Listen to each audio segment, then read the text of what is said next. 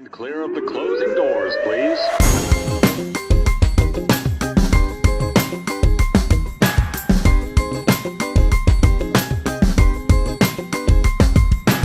What up, son? What up? Grind&Pivot, Louis Max this afternoon. Today, our guest comes from my friend, producer, Russ McMahon. When Russ suggested that we bring on his friend and accomplished actor to the show, I got to tell you, I did not recognize the guy's name.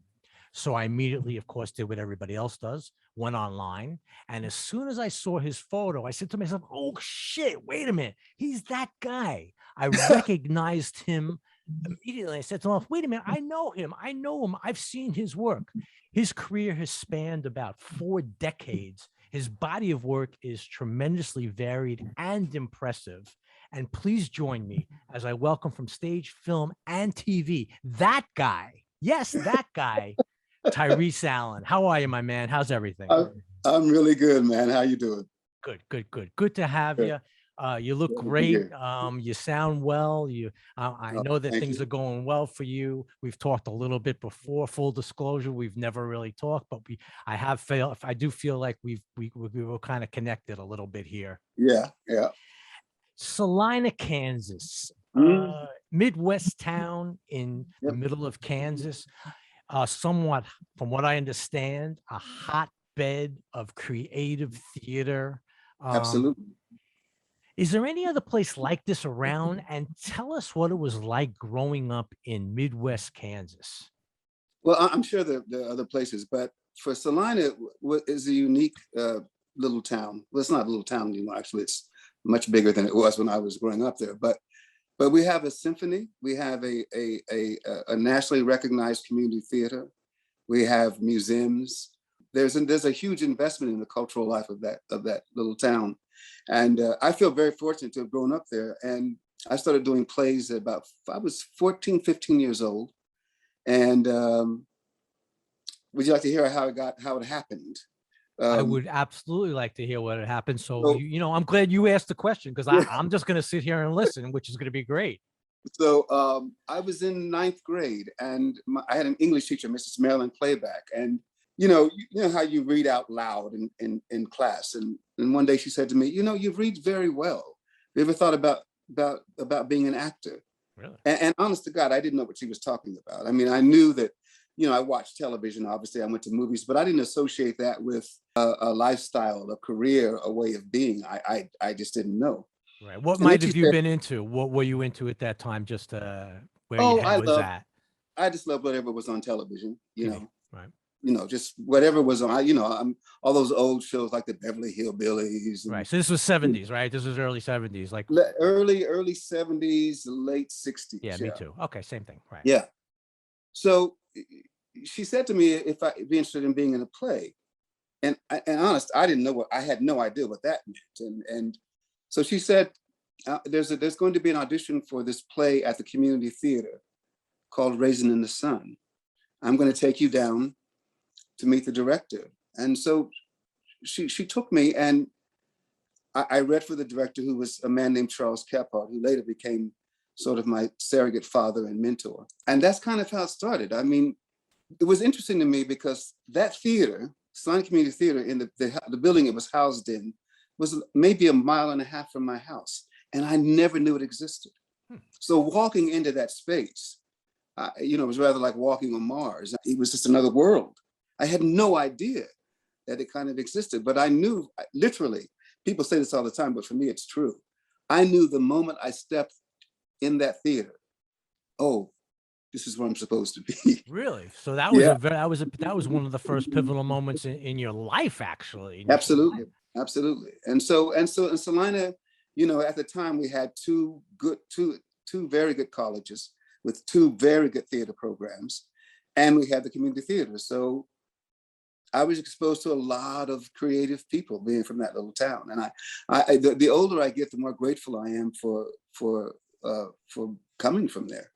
It was, I met some interesting people. I met Russ there, of course. And I mean, a lot of truly creative people that really set me on the path and helped me, lay the foundation for the work I do. That's amazing. It's a great story. So you got involved at theater, fairly early. You went to college at Marymount, right? I did, Which was yes. also was that? Did they have a theater program? Was that They had a known? Was great that the theater one? program. Yeah, it was a great theater program. It was, it was really like being in a company for like 4 years, because you did play after play. We didn't get a lot of, if one goes to Juilliard, you get a lot of voice and speech and movement and all that. We didn't get that really. What we got was just a ton of stage experience. So we would do play after play after play. I played everything from Captain Hook to Thomas Becket to, just a ton of different kinds of roles that I got to play. So you just It's you were really- basically cutting your teeth and getting the education of the roots of what the theater was all about. Absolutely. And at the same time, learning to respect the theater, to have respect for what it is you do. No doubt about it. It's very No doubt important. about it. That's great. So you went to college. You, obviously you had this passion that was brought out. You went to LA. Is that correct? Tell us I went about. to LA. It was Right. utter disaster the first time. You said disaster. It was a disaster the first time I moved to LA, because Talk about it. I was maybe 22. I just got out of college, and really I was just a big fish in a little pond in Kansas. I didn't know my elbow from my ass when it came to being an actor or being in the theater. I didn't have any clue about that. I remember graduation day being terrified, and actually, I remember the day I graduated, I went to my dorm room, which of course was empty by now, and I sat on the floor and I wept. As I said, I was a big fish in a small pond, but I didn't know anything about the world. And everybody was like, "Oh, what are you going to do now?" Their expectation for me was high, and so I said, "Oh, I'm going to go to LA. I thought, why not?" Right. Certainly, they're waiting for me. Sidney Poitier is getting older, and they need me. Yeah, for sure. For sure. You're right. So I went, and it was just disastrous. I didn't know anything about agents or headshots or managers or auditions or casting directors. I mean, the millions of things you have to know to be an actor. Sure. And ultimately, after about 6 months, it just, I ended up calling my mother and saying, I got to come back home. She sent for me, and I came home. And Charles Kephart, who I mentioned earlier, said to me, "I'm going to write a grant for you so that you can work at the theater for a year. And after that year, you have to leave. You have to go. You have to find a place to be." Right. And in that time, a friend of mine that I went to Marymount with was now at the Dallas Theater Center. And she is the one that convinced me to check out Dallas. And okay, so you had the connection, so that they had that little but, comfort, like a comfort zone in a way, just to right, because I chance. had a couple friends there, but I thought Dallas, why would I go to Dallas? I mean, that's what I said. I'm thinking the same thing. Who would go to Dallas? Well, it turns out that there was incredible theater in this town then and now. But as I said, I was a very young actor, so I didn't really know much. And the first production I ever saw in Dallas was a play called Cyrano de Bergerac. And it was the lead was being played by a man who ultimately became a good friend of mine. But Louis, I'll tell you, I had never understood the power of language. I'm sitting in this dark theater, and there's this man weaving this language and making it move through the theater. You could actually feel it. And I thought, oh my God, I don't know how to act. I can't. I don't know what I'm doing. Right. I have to learn how to do that, And so that I had that experience. And then I met with an agency, one of the agencies in Dallas. And I was young, kind of good looking and thin. And so she offered to sign me. And so I came to Dallas with an agent. And little did I know that the commercial market was booming here. Commercials are being shot right and left. 8 or 9 equity theaters. The TV show Dallas was being shot in Texas. There was a lot going on. And so I was able to really learn how to be an actor, professional actor. And I learned that in Dallas, And that's interesting. I mean, you first went to LA, and it wasn't the right fit, whether it was the right time or it just wasn't right to fit. You were accepted. You were there. You were kind of born there, and you were rocking there. And then you found, a regional area, which was national. I'm not saying regional in terms of size, but you found an area that you actually, fit into, which is Yeah, kind of amazing when you think about it. And it was not New York or not LA, maybe right. better off, I think, looking Absolutely, back, right? absolutely better off. Because the thing was, once I started working as an actor in Dallas, that's all I had to do. I made a living being an actor. None of my friends in LA or New York were doing that. And I was doing play after play after play. And I really I was getting good. I was starting to understand what it was to be an actor. And because I was influenced by people like Randy Moore, who played the lead in Cyrano, and just, it was a great company of actors here. And I got to do all kinds of different plays. And I got to do a fair amount of commercials. I did a lot of, when every TV show would come through, I'd usually book a day on that. So, I learned how to work in front of a camera slowly but surely. So everything was groovy in Texas. And I would have never left if things hadn't changed. I never would have moved away. But yeah, coming to Dallas was a very good thing for me. That's amazing. Now that's perfect as pivotal moment that changes everything. Now Yeah. I went on the IMDb page. I mean, man, brother, dude, yeah. So, I mean, I had to write down. I had to write stuff down. I mean, and some classics. Now let me just go down. RoboCop, Full House, Living Single. I'm reading it. Yes, I'm reading it. The Practice. For 5+ years, or Mad About You, Alias, Women's Murder Club. I mean, among others. I'm obviously that was just a brief thing, but Yeah.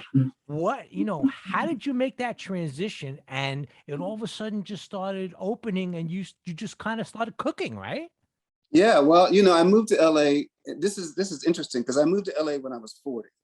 Now, no one does that. I mean, usually go when you're much younger, but. Right. But things had changed in Dallas. I mean, without really going into a lot of stuff, the situation had changed in Dallas, and it was time to go. For me, I wasn't so much interested in doing regional theater plays, traveling around doing plays. I wanted to make more money. And it just so happened that I had done a production of Richard II in Chicago at the Goodman Theater. And there happened to be an agent in that audience that night, one night. And she came backstage and introduced herself and said, listen, my name is Paula Music, and I have an agency in Chicago and one in LA. If you ever decide that you want to move to LA, I would love to represent you. Wow. And, I thought, I didn't give it much attention, but I thought, well, whatever. But I took a call and I kept it. And it turns out that things did change. I did call her and I ended up moving to LA. And I got to tell you, Lou, it was hard at first because I was leaving a situation where, I was pretty well respected and things were going great. And to go to LA where, come on, man. Yeah, big deal. Right. Yeah. But you had the confidence. So obviously you were older, you had the experience. Yeah. And I was you had I'm sure you had a different, somewhat of a different mindset 20 years later. Something like that. But my agent really had to school me. So finally, after audition, I finally land a line, a role on Mad About You, which at the time was the hottest sitcom going, right? But it was only one line. So my agent calls me very excited about it. Said, we finally booked this, it's great, and I said, it's one line, I don't want to do that. And there was just a long pause. And she said to me, I represent adults, not children. I'm going to hang up, I'll call you back. Really? Wow. So she did. All right. I dig that. Yeah. She called me. She said, let me tell you something. This is Los Angeles. Nobody cares about all that Shakespeare crap you have on your resume. Oh, geez. This is a different ball game. Mm-hmm. Either you're going to play or you're not. If you're not, I'm not going to represent you. So it was the best thing that ever happened to me. So of course I took the job. This is a true story. My line was, and I'll never forget the line. My line was, so I said Philadelphia. And then I smacked Paul Reiser on the arm and the camera moved along. That was it. Wow, great. At the end of the night, the producer says to me, boy, you and Paul had some really good chemistry on camera. I'm gonna write you some roles for next season. I'm gonna write you in for episodes. He gave me, I think, 4 episodes. Holy shit. And that changed and it taught me the power of letting go of your ego, of kindness, of patience. It taught me so much. And I thank God for my agent, because she let me have it, you know? And if Yeah. I hadn't taken that job with Mad About You, it would have been a different thing, because once that's on your resume, then it opens the door for, then I did sitcom after, I did so many sitcoms that I finally said to my agent, come on, man, we got to get me some hour shows. Because I wanted an hour shows, and then I wanted series, you know, so. Right, like The Practice and those other Yeah, things. yeah. And Right. Practice was the second hour show I got. The first one was Murder, She Wrote.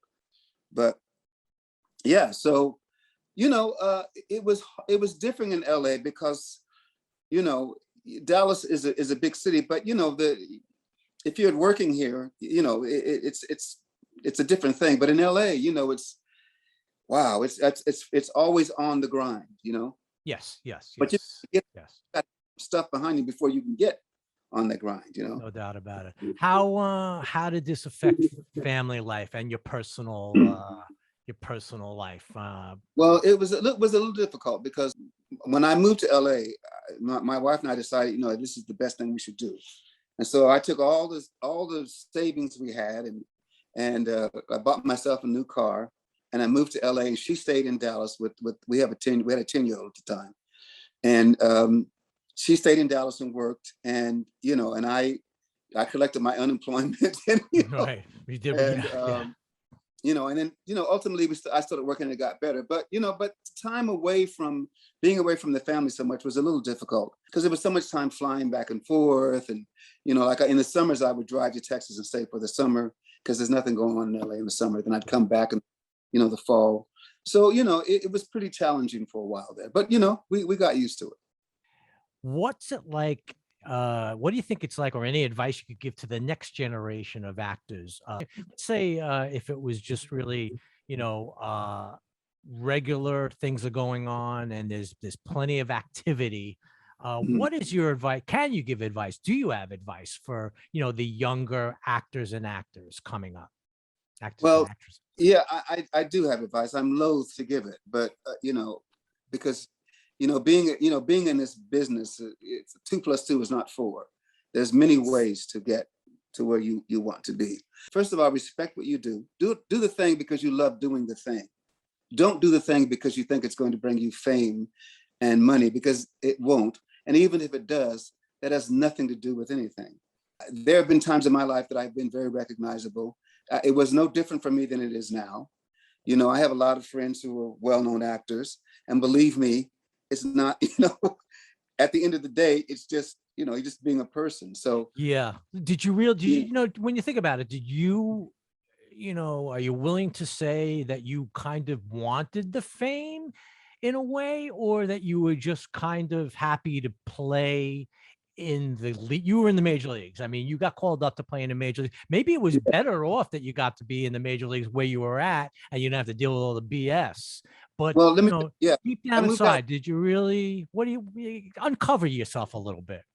Oh, you know, yes, I was 40 when I moved to LA. And so my motivation was to secure, you know, some money for the, you know, to take care of my bread. I remember I did Alias, right? I did the last season of Alias. And I remember walking into a restaurant and I got booed, and people started booing. And I thought, well, who the hell, what, you know, I was looking around. And then my friend said to me, they're booing you. And I went, what? Then I realized, oh God, because I played this villain on Alias. You know what I mean? Really? Yeah. It was a great job. Oh my God, it was a good job. Right. But I think that for me, did I want fame? Oh, that's complicated. You know, really what I wanted was to work and to be respected, and anything that was sort of, you know, icing on the cake. I was never really motivated by that, because, you know, this is the truth. Had I been able to make a living and stay in Salina, probably would have never left. I would have never left Dallas if things had changed. When I came to LA, you know, and things that are happening, it was really lovely. But when it was time for me to go, I mean, I'm telling you, my manager, my agent, my friends all begged me not to leave. But when I felt it was time for me to go, I just thought, I can't face this anymore. I can't keep going this daily grind. If somebody offers me a series, groovy, I'd love to do it.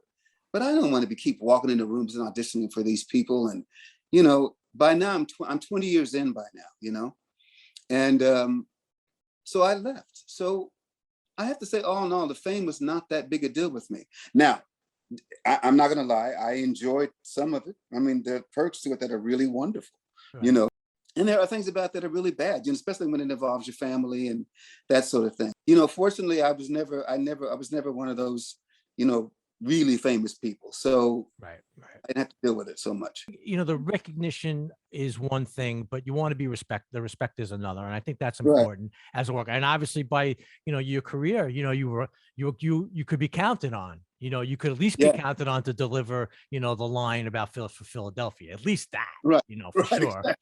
But anything you missed, any missed opportunity there that you might have said no to or said yes to that you kind of regret, or the vice versa? Just off the top of my head, I don't know why I'm thinking it. There's lots of things I wish I would have said no to, but you don't, because it's just about the money. But it's good if you recognize it's about the money. Like, I'll put up with this crap because they're going to pay me my rate.